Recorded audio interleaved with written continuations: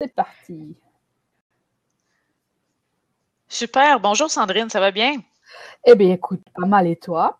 Oui, ça va très bien. Alors, pour ceux qui ne nous connaissent pas, ce qui est probablement la majorité des gens, dans mon cas, euh, moi et Sandrine, on a parti des blabs il y a un mois de cela. On a décidé de faire ça pour partager avec les gens, les autres entrepreneurs, des préoccupations, des questions, des choses qu'on vit un peu tous. Personnellement, je suis rédactrice pour le web. Je suis une adjointe virtuelle aussi. Je fais un peu de tout, ce qui explique, entre autres, le sujet d'aujourd'hui avec la gestion du temps, ce qui est un peu le cas, je pense, de tout entrepreneur. On porte tellement de chapeaux. Alors, Sandrine, d'ailleurs, qui fait la sortie d'un deuxième livre de photographie bientôt, le 23 mars, c'est un de tes chapeaux. Oui, oui. Donc, je te laisse te présenter, chère Sandrine, qui porte tant de rôles. Oui, ben moi je vais faire mon introduction très rapide parce qu'on n'a pas que ça à faire. Oui, on a 30 minutes cette fois-ci. On raccourcit, on raccourcit. Donc, moi, je travaille dans les médias sociaux, je suis formatrice en médias sociaux, je suis blogueuse, créatrice de contenu, auteur, j'enseigne le français aussi, je fais la photographie, etc., etc. Et donc, comme tu l'as dit très gentiment, je sors mon deuxième livre de photographie. Donc, en plus de tout ce que je fais, je suis très, très, très occupée. Quand toi et moi, nous avons parlé d'être très, très occupés, on blaguait l'autre soir, et puis, dit, on pourrait parler justement de la gestion du temps, qui, je trouve, est un sujet qui est vital pour tous les auto-entrepreneurs, les entrepreneurs en général, qu'on ait une entreprise ou une toute petite entreprise, qu'on soit une personne, qu'on soit 10, 50, la gestion du temps, c'est vraiment un sujet majeur, très, très important. Donc, c'est ça dont nous allons parler ce soir. Oui, et la dernière fois, on avait 1 heure. Cette fois-ci, on comprime tout en 30 minutes. Voilà. Donc, c'est ça. Écoute, c'est sûr que toi, tu as une expérience de longue date quand même au niveau entrepreneurial. Je ne sais pas où est-ce que, tu sais, si toi, tu as rencontré des obstacles à un moment donné, justement, dans ta gestion du temps, ou si le fait d'être tranquillement un peu plus occupé avec le temps, ça t'a permis de t'adapter. Je te dirais que dans mon cas, j'étais tellement une personne bien organisée quand j'étais employée que j'étais persuadée de poursuivre sur cette ligne-là une fois entrepreneur, et puis je me suis rendu compte que je retombais à zéro. Fait que ça, pour moi, ben c'est ça. C'est que je le vis totalement. En fait, faut que j'accepte que j'ai plus ces qualités-là aussi naturelles, je te dirais. C'est à refaire. Ou à réorganiser parce qu'il y a plus de routine, il y a plus de cadre de travail de 9 à 5. Il y a même plus de week-end souvent. Donc je sais pas comment toi tu as géré ça. Moi je suis encore dans le gros bain à bouillon là. Je crois qu'on est tous dans le même cas, hein, Stéphanie. Hein, on est absolument tous dans le même cas. Là, je sors de 2 semaines de travail absolument infect, débordé de travail, ça n'arrêtait pas. Et même après 13 ans de freelancing, je suis toujours dans la situation où il y a des fois, il y a des choses que je ne peux pas faire parce que j'ai trop de travail. Alors, par contre, tu as des méthodes. Tu me dis que tu es occupé et je sais que très bien quand je te pose les questions, tu dis « Ah là, je peux pas, tu sais, t'es organisé. » Je sais que tu es quand même bien organisé.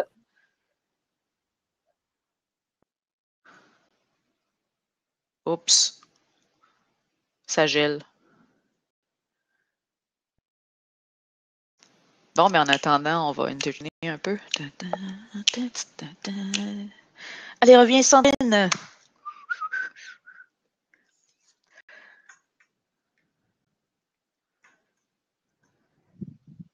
Sandrine!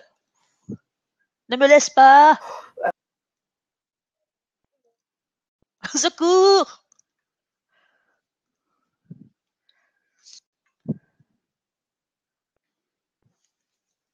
Ah, c'est bien quand même, on voit que quand je suis pas Sandrine me dit de continuer. Bon, on a des petits problèmes techniques, c'est pas des choses qui arrivent, n'est-ce pas, avec la technologie. Donc, si on retourne au niveau de la gestion du temps, ce que je disais tout à l'heure, c'est que c'est ça, quand on est employé, je réalise qu'on a une routine, on a des échéanciers qui sont déterminés par les patrons, on a un horaire qui est déterminé, on a un week-end qui est déterminé, puis je pense que la bascule se fait dans l'entrepreneuriat là où tout d'un coup, on sait quand on commence, on ne sait pas quand on finit.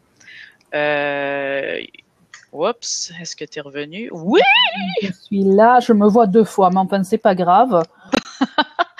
Donc, ce que j'étais en train de continuer, comme tu me disais, je faisais part du fait que c'est le manque d'encadrement qui est au niveau de l'entrepreneuriat, contrairement à quand tu es employé, qui fait en sorte qu'à un moment donné, on déborde d'un peu partout parce que les échéanciers, c'est nous qui les faisons. Les évaluations du temps qu'un mandat va prendre, c'est nous qui le faisons aussi. Ensuite, je dirais que dans mon cas et dans le cas de plusieurs personnes, l'insécurité au niveau du travail pour être certain de remplir ses semaines, bien souvent on en prend un peu trop, puis on se dit oui, on va le faire, mais en réalité, ça prend plus de temps. Et les week-ends deviennent des bouées de sauvetage, ni plus ni moins, parce que puis moi, c'est vraiment comme ça que je le vis. Le vendredi arrive et je fais comme ouf, j'ai encore le week-end pour me reprendre. C'est pas la bonne chose à faire, mais c'est comme ça que je le vis. Oui, c'est ça, c'est en plein ça. Mais c'est ça, exactement. Oui, ce que tu disais, c'est bien, c'est intéressant ce que tu disais. C'est la peur, une peur vraiment logique, hein, parce qu'on n'a pas d'emploi du temps vraiment très strict. Donc, un mois, on peut travailler, gagner beaucoup d'argent parce qu'on a beaucoup de clients, et un autre mois, ne rien avoir. Donc, on a cette peur toujours derrière la tête. De se dire bon, je vais accepter beaucoup de travail. Mais je dirais que c'est une façon de penser qui est un peu limitée parce que quand on fait comme ça, on ne voit pas on ne se projette pas dans l'avenir. On ne se dit pas oui, il y aura peut-être un mois, ça va être difficile, mais peut-être dans 4-5 mois, on va avoir du travail régulier. On ne pense pas à ça, on pense tout de suite à ce mois-ci, j'ai rien, il faut absolument. Je le comprends dans un sens, mais dans l'autre, il faut aussi se projeter dans l'avenir, essayer de se dire, bon, dans 6 mois, dans 7 mois, les choses vont être différentes parce que je travaille dur, je vais y arriver. Donc, moi, ce que je suis en train de dire avant d'être coupé, c'est que il faut savoir dire non de 2 façons. D'abord, voir justement le long terme et se dire bon, dans 6-7 mois ça va aller, je me donne un peu de temps. Donc savoir dire non de cette façon quand on a plein de travail qui nous arrive dessus, donc ça devient difficile à gérer. Donc savoir dire non à certains clients et leur expliquer qu'en fait on va leur rendre service parce qu'on va se rendre plus disponible la prochaine fois pour eux. Donc mettre des priorités par rapport à ce non. Et puis aussi nous personnellement savoir se dire non aussi. Dire, bien, il faut absolument que je donne la priorité à certaines choses. Donc oui, peut-être ce contrat va me donner plus d'argent, va me permettre d'obtenir plus d'argent, mais qu'est-ce que ça va me donner peut-être au niveau de la fatigue? Quel genre de client est-ce que c'est? Qu'est-ce qu'il me demande exactement? Parce que je me suis trouvée il y a 2 semaines avec une nouvelle cliente.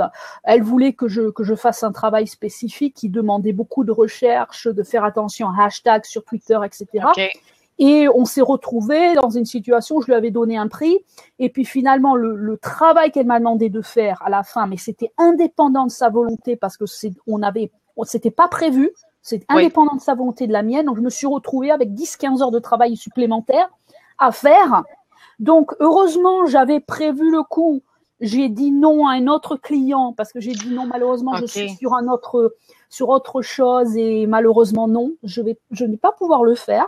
Et heureusement, justement, je me suis libérée. J'ai su me dire non, ben tant pis, tu gagneras un tout petit peu moins, mais tu satisferas cette cliente parce qu'en fin de compte, tu veux garder cette cliente aussi. C'est tellement vrai. J'ai voulu le mettre dans mon fameux blog que j'ai écrit la semaine dernière sur la semaine de 8 jours parce que on finit qu'on recule dans nos journées où on avance puis on se retrouve avec 2 mardis parce qu'on est persuadé que c'est passé ou que... Et je voulais mettre le non et je l'ai pas mis parce que je me suis dit Tout le monde sait ça. J'apprendrai rien à personne si je dis il faut apprendre à se dire non, puis il faut apprendre à dire non, un, avec tact, puis deux, en rassurant la personne. Si je suis pas disponible présentement, c'est parce que j'ai autre chose. Puis comme je veux être disponible puis vous donner la même qualité de travail, va falloir qu'on reporte à la semaine prochaine. Ouais. Et présentement, je suis pas encore capable. Je suis pas capable. Je suis pas capable. Moi, je vais même aller je vais aller au-delà, là. Je vais travailler la nuit s'il faut, là.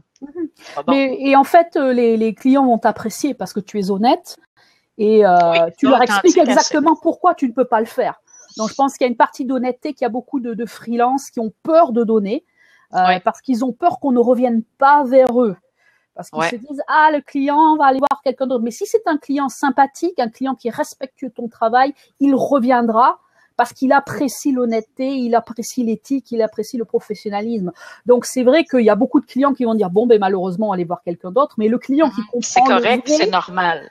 Et celui-là, il va rester avec toi très longtemps. Alors, moi, je vis sur tous ces clients à long terme qui respectent mon travail, qui respectent mon temps. Donc, moi, en échange, je vais travailler le double de temps, si possible. Pour le satisfaire, voilà. Et c'est ça que je vise, moi. Donc, c'est pour ça, savoir dire non de deux façons. Savoir se dire non à soi, parce qu'il faut qu'on puisse se reposer, il faut qu'on puisse dormir, il faut qu'on puisse manger. Et puis, savoir dire non à un client. Et les bons clients sauront que c'est une marque de respect. Si tu, comme tu disais, si bien, quand tu y mets le tact, voilà, quand tu sais. Oui, et moi, honnêtement, je suis pas encore rendue là. Donc, réellement, il faut que je travaille ça pour m'assurer de ne pas. Parce que quand je suis submergée, puis là, je vais en parler un petit peu plus loin, mais c'est de savoir reconnaître les signes de fatigue.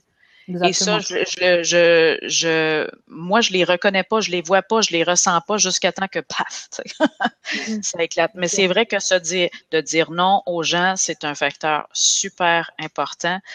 Par contre, des fois, tu dis oui, puis comme tu dis, tu passes 10, 15 heures de plus.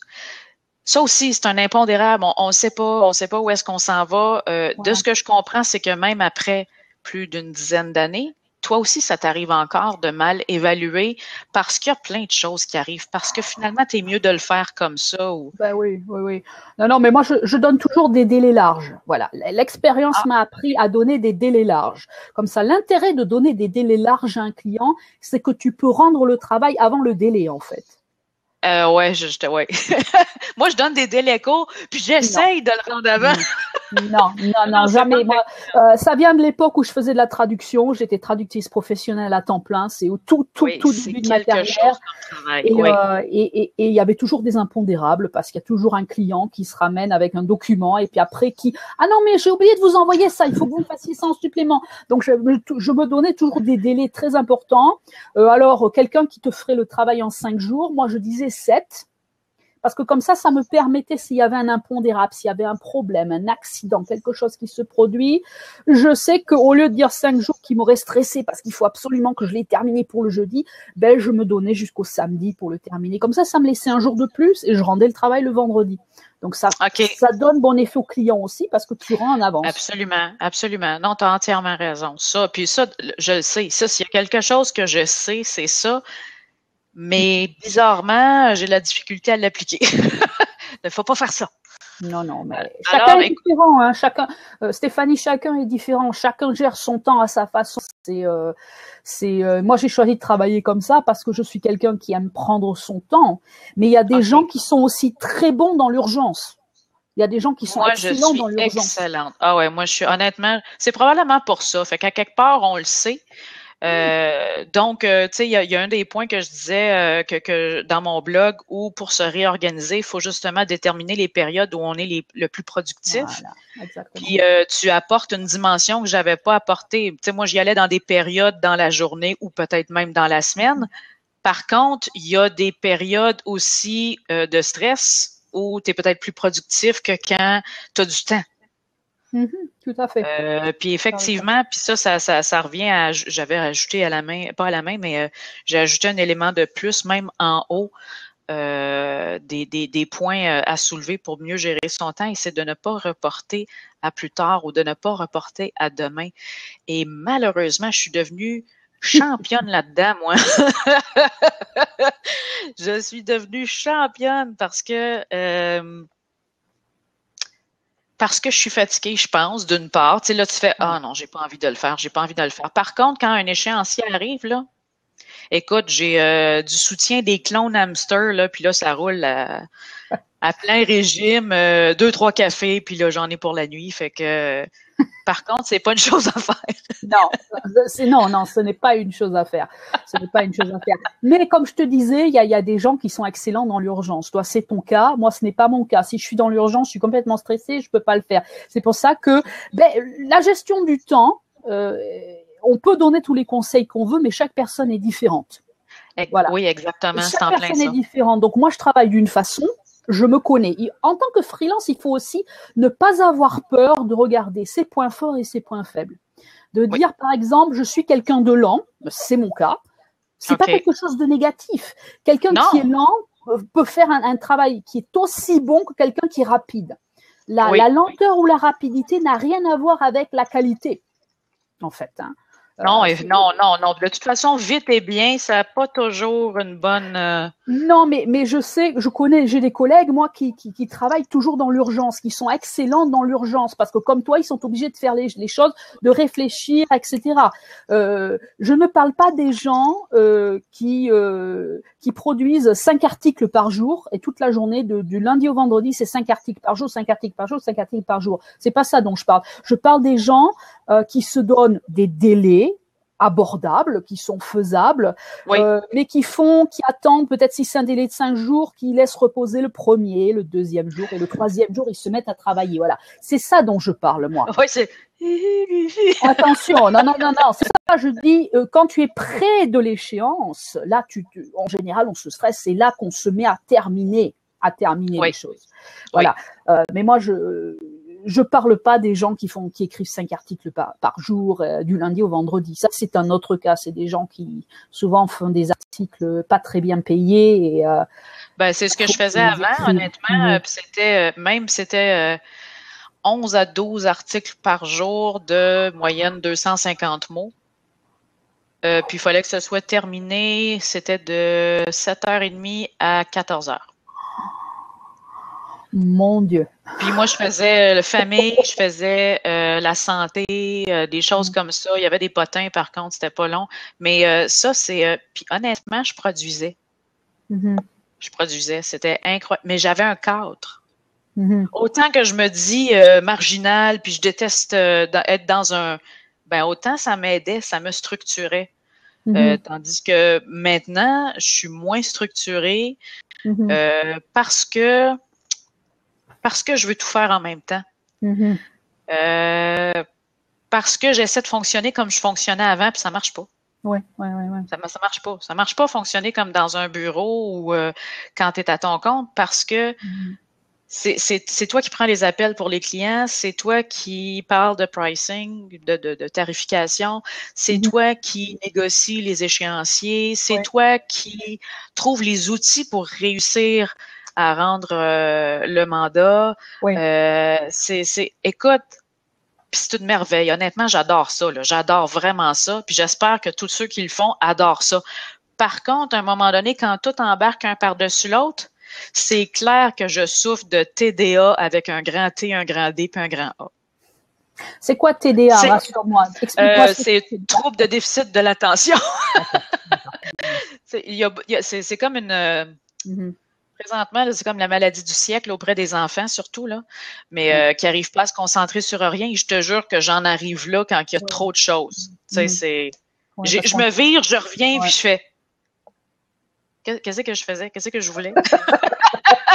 Oui, on est tellement sollicité pour tout, mais bon, en plus avec l'Internet, avec les médias sociaux, ça n'arrange rien parce qu'on est sollicité avec la mondialisation et les médias sociaux, on devient sollicité de partout. Moi, je me souviens, il y a une dizaine d'années, il était 23h30, je me souviens.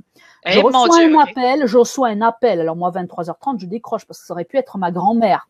Ma grand-mère est à l'autre bout du monde, en France. Il y a 7 heures de... Nous allons vous passer l'entreprise Intel pour de l'interprétation. Vous allez faire de l'interprétation. Je leur dis, excusez-moi, de l'interprétation. Oui.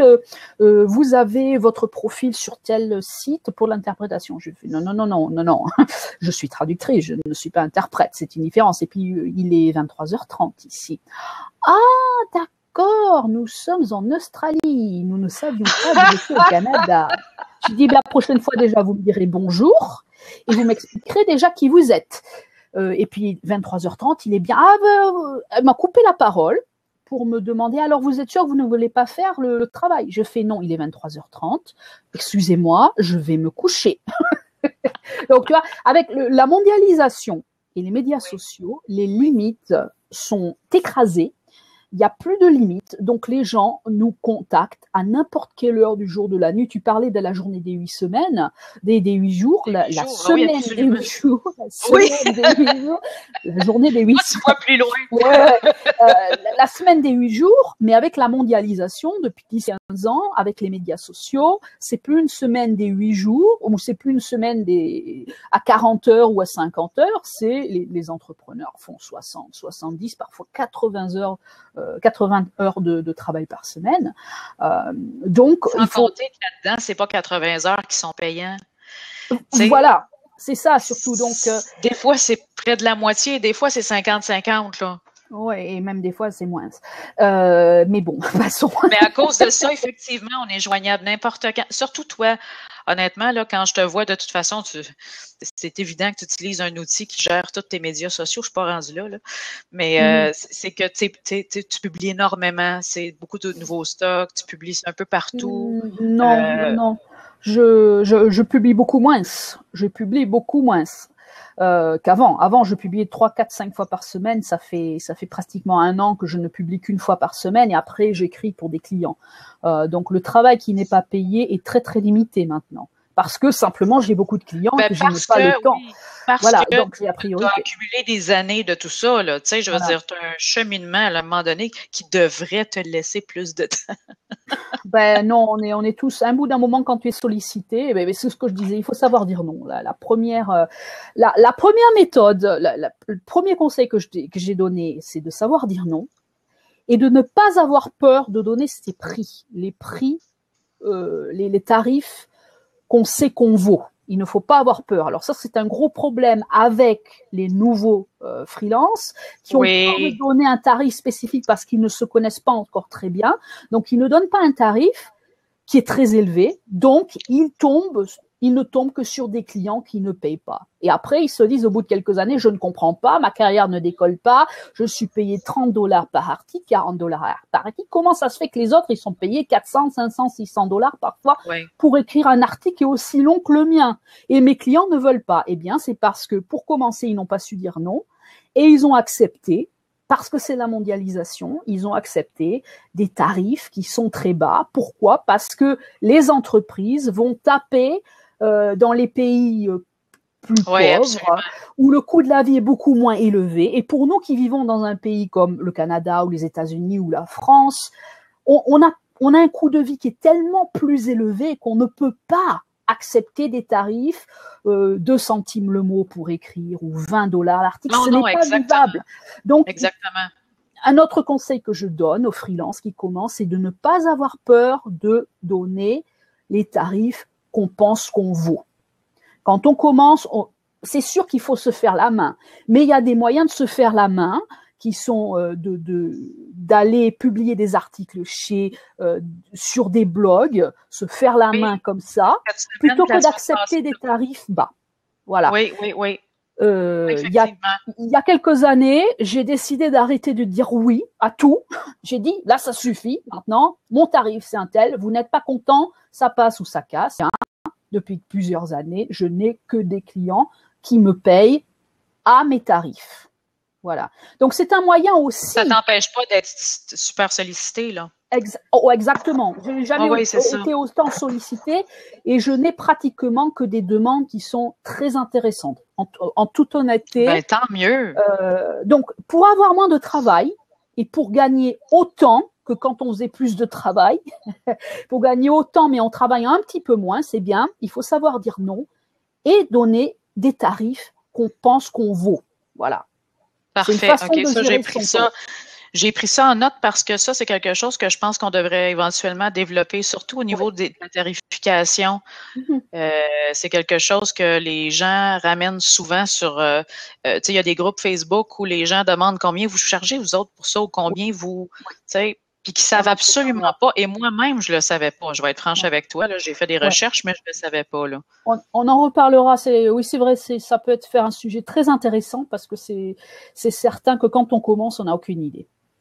Oui, exactement. Puis, écoute, si on continue là, on devrait finir dans à peu près 5 minutes. Oui.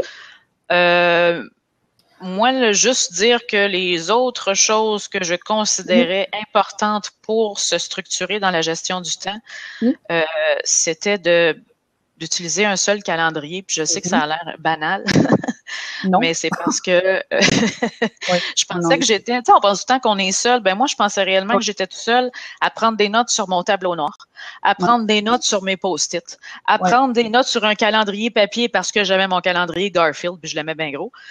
Puis, puis là, en plus, j'avais Gmail où j'avais des clients qui étaient plus là-dessus. Puis là, j'ai mon Outlook.com. Tu n'en sors pas, là. Non, fait que là, ça. Et moi, et synchroniser des appareils, mon cellulaire, ça fait à peine quelques mois que j'ai Internet là-dessus. Un seul calendrier. Sinon, en tout cas, je m'en sortais pas. J'oubliais des trucs. Bien sûr. Sinon, ben, j'embarquais des rendez-vous sur les autres. Et là, ben, comme je suis pas encore arrivée à me cloner parce que je manque de fonds pour les recherches. Oui, c'est comme moi. Ben, c'est ça. Fait que c'est ça. Puis d'éliminer les notes papier, de les prendre en ligne, de faire un espèce de wrap-up. Ah, j'aime pas les mots anglais que j'utilise, mais un espèce de résumé à la fin de la journée parce que en fait, moi, j'en fais un en début de journée, puis j'en fais un à la fin de journée. Parce que du début à la fin de journée, là, c'est un peu comme la météo au Québec. Tu sais, tu peux passer les 4 saisons. Tu sais, tu peux ne pas être occupé et tout d'un coup, paf, ça arrive toute la même journée et là, je sais plus quoi faire. Fait que si je fais pas ça, moi, j'y arrive pas. Moi, j'y arrive pas, tu sais. Et je me ramasse 2 semaines plus tard, puis c'est que ça décale dans ma vie personnelle. C'est un peu ça que... C'est un peu ça qu'il faut empêcher parce que je pense que la désorganisation ou le manque de gestion de temps, c'est ce qui fait à un moment donné que les gens qui sont à leur compte disent mais moi j'ai plus de vie, tu sais, je travaille tout le temps, puis j'en veux pas de ça. Mon but c'était d'avoir une meilleure qualité de vie, d'avoir une utilisation du temps. Puis ça toi la dernière fois qu'on a fait un blab, tu as dit c'est pas tant le temps qu'on a que ce qu'on en fait qui est important. Exactement. Donc, c'est ça, c'est de savoir comment l'utiliser au maximum. Là. Et ce que tu disais, c'est bien par rapport au calendrier. Moi, j'aimerais ajouter aussi d'avoir aussi de délimiter son temps. C'est-à-dire, de dire à partir de 19h, c'est fini, je ne vérifie plus les emails. Et je m'y colle. Voilà, à partir de 19h, je ne vérifie plus mes emails, je n'ouvre pas ma boîte email avant 9h le lendemain ou 8h, peu importe à l'heure où tu te lèves. Comme ça t'évite d'avoir envie de répondre aux clients parce que si tu commences à répondre après 19h, après 20h, ils vont commencer à te contacter après 20h, après ça sera 21h parce qu'ils sont parfois à l'autre bout du monde. Donc ça ouvre la porte à tellement de choses dangereuses et à des pertes de temps, c'est dire bon, ma politique à moi, c'est 9h du matin jusqu'à 19h. Le reste attendra. Le week-end, les clients m'appellent le dimanche. Eh bien, ils attendront le lundi pour que je leur réponde parce que dimanche, c'est un jour de repos. Parfait. Oui, ou alors dimanche, comme tu disais, je rattrape un peu le travail, le temps que j'ai perdu dans la semaine pour faire autre chose. Mais c'est pas le temps d'en rajouter en répondant. Donc le dimanche, c'est un jour qui est réservé à telle et telle tâche. Voilà, qui est un peu plus décontracté comme ça. On peut avoir l'impression qu'on a un peu un week-end aussi, ce qui est important. Voilà, l'impression, le week-end, faire des tâches qui nous paraissent un peu moins rébarbatives, un peu moins difficiles, un peu moins stressantes. C'est rattraper certains emails auxquels on n'a pas répondu, des choses qui sont pas urgentes. Lire des courriels qu'on a mis de côté. Lire des courriels. Pas les lire, mais que... Oui, j'ai l'autre chose que je disais, c'est dans les courriels, il faut se faire des répertoires puis des sous-répertoires. Puis j'ai vu des boîtes de courriels de patrons avant. Tu sais, 2800 courriels dans le inbox, puis qui te demandent de chercher quelque chose. Puis tu fais, ben oui. L'outil de recherche a des limites. Il y a des limites parce que si c'est mal nommé dans le titre, si c'est mal... tu le retrouves pas, c'est pas vrai. Puis si tu n'as pas le nom de la personne, puis que c'est le nom de la compagnie et pas dans le courriel non plus, tu fais comment? Exactement. Moi, à chaque jour, je les classe. J'ai pas le choix. J'ai pas le choix. À chaque jour, je les classe dans tous mes sous-répertoires, puis je m'assure de garder dans la boîte de réception uniquement ce qui est à traiter en attente ou peu importe, Voilà. parce que sinon, Non, je vais me exactement. ramasser dans un coin à faire. Ouais. Non, il faut absolument. Il y a quelque chose que je voulais dire juste avant de partir, mais je m'en souviens plus. Oh, ben tu vois, J'ai oublié. Mais non, un truc que tu as souligné, tout à l'heure, dont on a parlé très vite. Tu as parlé très vite, c'est aussi savoir remarquer les signes de fatigue. Et ça, tu as tout à fait raison. Il faut être capable. Ce que je voulais dire, et c'est en lien avec ça finalement. Moi, quand je sais que je vais faire une grosse journée, il y a des jours où je travaille encore 14 heures. C'est très très rare, mais encore des jours où je travaille 14 heures parce qu'on n'a pas le choix. Comme avant-hier. Je sais que je m'aménage des plages de repos dans la journée. Donc, par exemple, le repas du midi, c'est sacré. Le repas du soir, c'est sacré.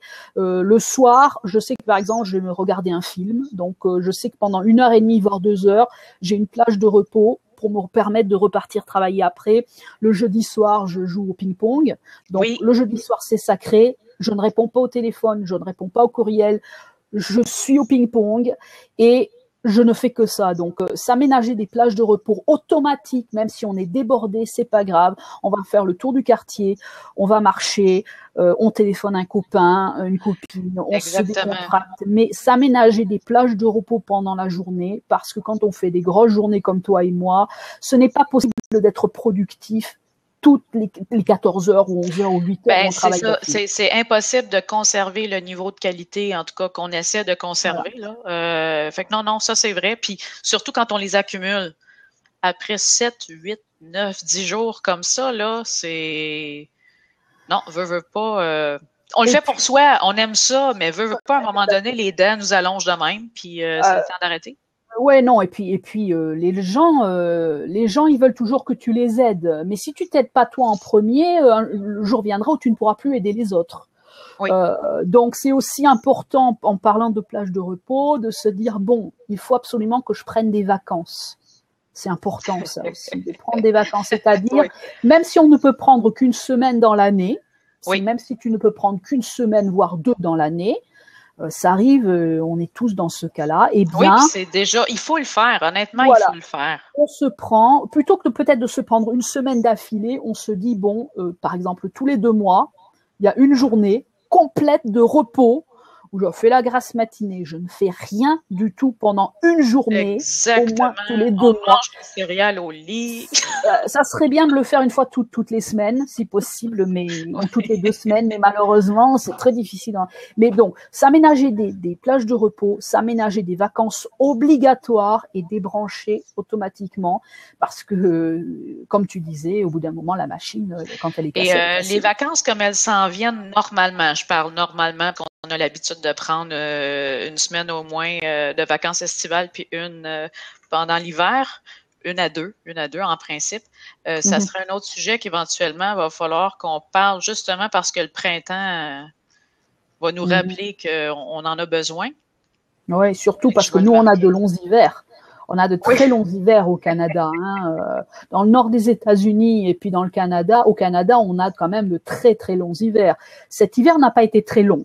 Certes, n'a pas été très difficile, donc on a pu sortir, on a pu faire. Chez nous, il n'a pas fait très froid, mais dans le cas des hivers où on a 3 semaines de moins 40, moins 50, au mois de janvier ou au mois de février, on devient fou. On est coincé à la maison, on ne peut rien faire. D'où l'importance justement de savoir gérer son temps, de s'organiser correctement pour de lutter sortir contre, aussi. parce que on est face à des dangers de dépression. Et c'est ça, c'est toutes des choses qui, c'est ce qui découle de ça. Peut aussi amener, quand la dépression est très forte, peut amener des tentatives de suicide.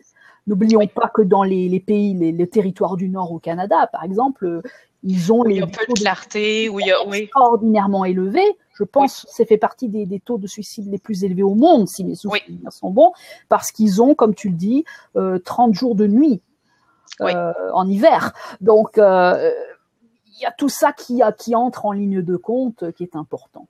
Voilà. C'est ça. Puis je finirais avec une note en disant quand on a choisi, quand on veut dire n'importe qui, quand on choisit consciemment de devenir travailleur autonome, en principe, on ne choisit pas de le devenir pour faire que ça de sa vie. Au contraire, on choisit de devenir travailleur autonome, entrepreneur, appelle ça comme tu veux, pour gérer son temps.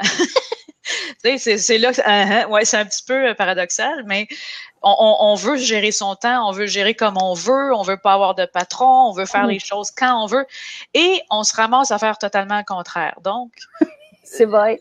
Et là, c'est inspiration du moment, mais c'est vrai qu'on fait ça pour les bonnes raisons, puis en bout de ligne, on dit, tu sais, on tasse, comment je pourrais dire? La on passion, suit pas la ligne qu'on voulait, là, tu sais. Voilà. Et puis la passion fait qu'on te dit souvent, si vous êtes passionné, vous ne travaillerez jamais un jour dans votre vie. C'est la citation célèbre. Donc les gens partent du principe, je suis passionné, alors je vais pouvoir le faire éternellement. Oui, totalement. Mais il y a aussi des paroles d'une chanson de Félix Leclerc, qui est un grand chansonnier québécois, qui dit que la meilleure façon de tuer un homme, c'est de l'arrêter de travailler. Parce que le travail, c'est la santé. Mais on a une expression en français qui dit ne rien faire. Le travail, c'est la santé, mais ne rien faire, c'est la conserver. OK, je vais l'ajouter. Voilà. Donc, écoute, ma chère Stéphanie, voilà, on va terminer sur cette petite touche d'humour. Oui.